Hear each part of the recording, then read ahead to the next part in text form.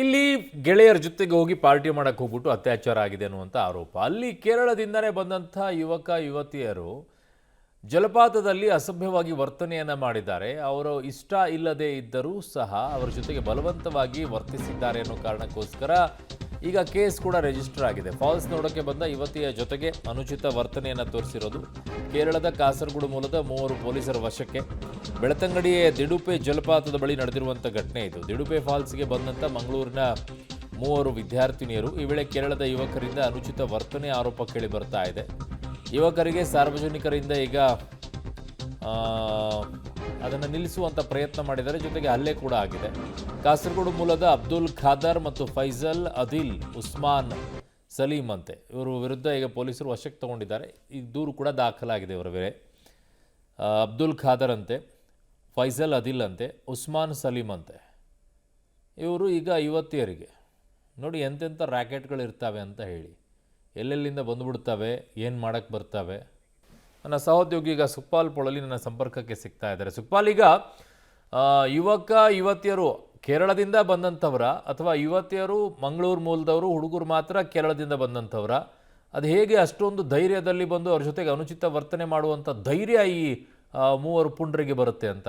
ಅರುಣ್, ಈ 3 ಮಂದಿ ಯುವಕರನ್ನ ವಶಕ್ಕೆ ಪಡೆದ ಬಳಿಕ ಸಾಕಷ್ಟು ವಿಚಾರಗಳು ಹೊರಗೆ ಬಂದಿರುವಂಥದ್ದು. ಪ್ರಮುಖವಾಗಿ ಈ 3 ಯುವಕರು ಯಾರಿದ್ದಾರೆ ಇವರು ಕೇರಳದ ಕಾಸರಗೋಡು ಮೂಲದವರು. ಇತ್ತೀಚೆಗೆ ಒಂದು 10 ದಿನದ ಹಿಂದೆ ಮಂಗಳೂರಿನ ಬೀಚ್ ಒಂದಕ್ಕೆ ಈ 3 ಯುವಕರು ಬಂದಿದ್ದರು. ಆ ಸಂದರ್ಭದಲ್ಲಿ ಅಲ್ಲಿ ಓರ್ವ ಯುವತಿಯ ಮಂಗಳೂರಿನ ನಿವಾಸಿ, ಮಂಗಳೂರಿನ ಪ್ರತಿಷ್ಠಿತ ಕಾಲೇಜಿನ ವಿದ್ಯಾರ್ಥಿನಿ, ಅವಳ ಪರಿಚಯ ಒಬ್ಬನಿಗೆ ಆಗುತ್ತೆ. ಹಾಗಾಗಿ ಆ ಪರಿಚಯ ಒಂದೇ ವಾರದಲ್ಲಿ ಟರ್ನ್ ಆಗಿ ನೇರವಾಗಿ ಅವರನ್ನು ಕೇರಳಕ್ಕೆ ಕರ್ಕೊಂಡು ಹೋಗ್ತಾರೆ. ಈ 3 ಹುಡುಗಿಯರಲ್ಲಿ 2ರನ್ನ ಕೇರಳಕ್ಕೆ ಈ 3 ಯುವಕರು ಕರ್ಕೊಂಡು ಹೋಗ್ತಾರೆ. ಅದರ ಬಳಿಕ ನಿನ್ನೆ ನೇರವಾಗಿ 3 ಮಂದಿ ಹುಡುಗರು 3 ಯುವತಿಯರ ಜೊತೆಗೆ ನೇರವಾಗಿ ಈ ಒಂದು ಜಲಪಾತದ ಹತ್ತಿರ ಬರ್ತಾರೆ. ಈ 3 ಯುವತಿಯರು ಯಾರಿದ್ದಾರೆ ಇವರು ಹಿಂದೂ ಧರ್ಮಕ್ಕೆ ಸೇರಿದಂಥ ವಿದ್ಯಾರ್ಥಿಗಳು. ಹಾಗಾಗಿ ಅಲ್ಲಿಗೆ ಬಂದಂಥ ಸಂದರ್ಭದಲ್ಲಿ ಈ 3 ಮಂದಿ ಯುವಕರು ಮತ್ತು ಯುವತಿಯರನ್ನು ಅಲ್ಲಿನ ಸ್ಥಳೀಯರು ಗಮನಿಸ್ತಾರೆ. ಈ ದಿಡುಪೆ ಜಲಪಾತದ ಹತ್ರ ಗಮನಿಸಿದಾಗ ಆ ಯುವಕರು ಲೈಂಗಿಕವಾಗಿ ಕಿರುಕುಳ ಕೊಡ್ತಾ ಇದ್ದಾರೆ ಅನ್ನುವಂಥದ್ದನ್ನು ಅಲ್ಲಿನ ಸ್ಥಳೀಯರು ಇದನ್ನು ಗಮನಿಸ್ತಾರೆ. ಅಲ್ಲಿ ಸಾಕಷ್ಟು ಸಂಖ್ಯೆಯಲ್ಲಿ ಈಗ ಜಲಪಾತದಲ್ಲಿ ಹೆಚ್ಚಿನ ಕಡೆ ನೀರು ಬರೋದಿಲ್ಲ. ಹಾಗಾಗಿ ಈ ಒಂದು ದಿಡುಪೆಯಲ್ಲಿ ನೀರು ಬರುತ್ತೆ. ಹಾಗಾಗಿ ಅಲ್ಲಿ ಹೆಚ್ಚಿನ ಪ್ರವಾಸಿಗರು ಬರ್ತಾರೆ. ಈ ಪ್ರವಾಸಿಗರು ಬಂದವರು ಅವರನ್ನು ಗಮನಿಸಿದ್ದಾರೆ, ಸ್ಥಳೀಯರು ಅದನ್ನು ಗಮನಿಸಿದ್ದಾರೆ. ಹಾಗಾಗಿ ಅವರನ್ನು ವಿಚಾರಣೆ ಮಾಡಿದ ಸಂದರ್ಭದಲ್ಲಿ ಇವರು ಮಂಗಳೂರಿನ ಯುವತಿಯರು ಅನ್ನುವಂಥದ್ದು ಗೊತ್ತಾಗಿದೆ. ಮಂಗಳೂರಿನ ಪ್ರತಿಷ್ಠಿತ ಕಾಲೇಜಿನ ವಿದ್ಯಾರ್ಥಿನಿಯರು. ಅದರಲ್ಲಿ ಒಬ್ಬಳು ಮಂಗಳೂರಿನ ನಿವಾಸಿ, ಒಬ್ಬಳು ಶಿವಮೊಗ್ಗದ ನಿವಾಸಿ, ಮತ್ತೊಬ್ಬಳು ಬಂಟ್ವಾಳದ ನಿವಾಸಿ. ಈಗ ಈ 3 ಮಂದಿ ಯುವತಿಯರು ಅನ್ಯ ಧರ್ಮಕ್ಕೆ ಸೇರಿದಂಥ ಯುವತಿಯರು ಅನ್ನುವಂಥದ್ದು ಅಲ್ಲಿನ ಸ್ಥಳೀಯರಿಗೆ ಗೊತ್ತಾಗುತ್ತೆ. ಮತ್ತು ಈ 3 ಯುವಕರು ಯಾರಿದ್ದಾರೆ ಅವರು ಕಾಸರಗೋಡು ಮೂಲದವರು ಅನ್ನುವಂಥದ್ದು ಗೊತ್ತಾಗುತ್ತೆ. ಹಾಗಾಗಿ ಅವರನ್ನು ವಿಚಾರಣೆ ಮಾಡ್ತಾರೆ. ಈ ಸಂದರ್ಭದಲ್ಲಿ ನೇರವಾಗಿ ಸಾಕಷ್ಟು ಜನರು ಗಮನಿಸಿದ್ದಾರೆ ಇವರು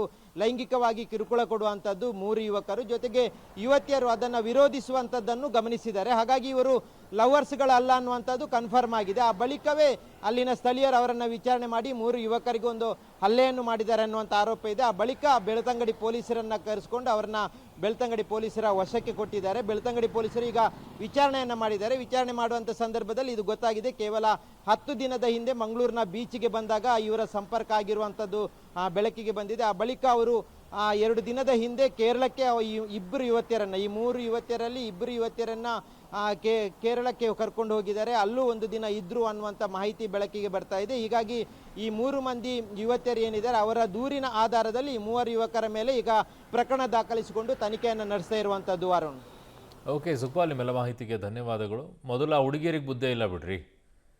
ಯಾರದು ಹಿಂದೂ ಹುಡುಗಿಯರು ಅಂತ ಹೇಳ್ತಾ ಇದ್ದಾರಲ್ಲ 3 ಜನ, ಅವ್ರಿಗೆ ಬುದ್ಧಿ ಇಲ್ಲ. ಯಾವನೋ ಪರಿಚಯ ಆದನಂತೆ ಬೀಚಲ್ಲಿ, ಅವನ ಜೊತೆಗೆ ಅಡ್ಡಾಡಿದ್ರಂತೆ. ಆಮೇಲೆ ಅವನ ಜೊತೆ ಕೇರಳಕ್ಕೂ ಹೋದ್ರಂತೆ. ವಾಪಸ್ ಅವ್ರು ಬಂದ್ರಂತೆ. ಇವ್ರು 3 ಜನ ಸೇರ್ಕೊಂಬಿಟ್ಟು ಫಾಲ್ಸಿಗೆ ಹೋದ್ರಂತೆ. ಬುದ್ಧಿ ಇಲ್ಲದೆ ಇರುವಂಥವ್ರು ಆಡುವಂಥ ರೀತಿಗಳು.